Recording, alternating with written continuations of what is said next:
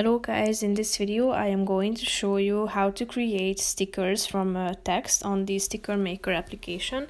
But first I just want to mention, don't forget to subscribe to my channel because at 10,000 subscribers I am going to show you my whole YouTube revenue statistics and growth strategy, how to make money online. So let's jump into it. First of all, open the app on your phone, select a sticker pack on the My Stickers section, tap on it. Click on this icon, one of the these boxes, and then click on text.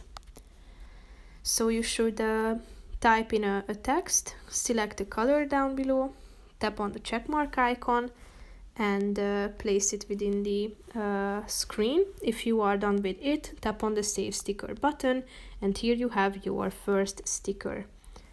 You can include so the text can be changed.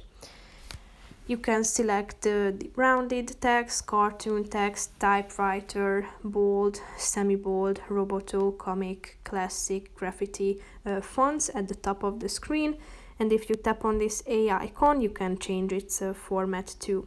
You can make it bigger and smaller by the help of this slide in the middle of the screen.